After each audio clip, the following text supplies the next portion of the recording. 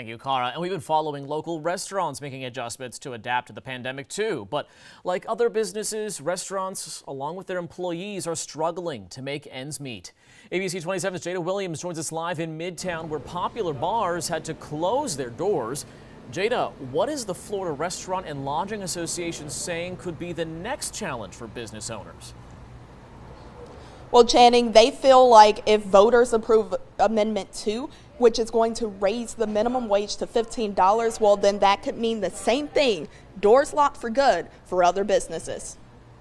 Maybe you've driven by these signs. Telling you $15 an hour could be a reality. You know, we noticed in going door to door registering voters that many of the people we talked to did not know anything about the $15 an hour minimum wage ballot initiative. Put up by the Big Bend Voting Rights Project as a way to show potential voters the power their vote holds. We don't, you know, if you'll notice these signs, they don't say vote for or vote against. So, yeah, we're mostly informational. But that information is welcome for some in the community, like Victoria Robinson, who has worked for minimum wage before. And I could barely pay my phone bill sometimes, so, you know, well, every else is expensive, and I was still at home with that one. She says during this pandemic, earning a livable wage means more than ever. So I know people who really out here on their own grinding, trying to buy an apartment and all that. I know that money going by like that. If 60% of voters say yes, the state minimum wage goes up to $10 next year, with $1 increase every year until it hits $15, something the Florida Restaurant and Lodging Association says could be bad for business.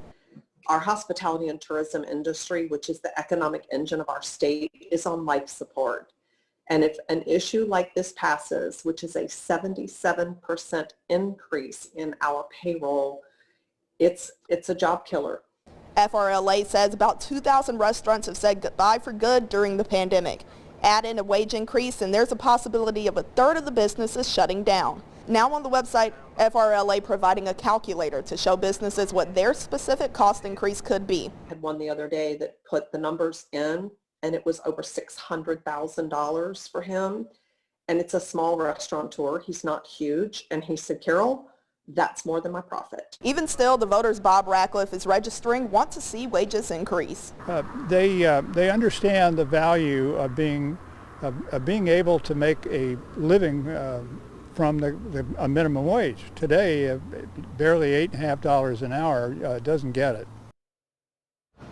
Election day is November 3rd. Now, again, 60% of the Floridians have to say yes to Amendment 2 for it to pass.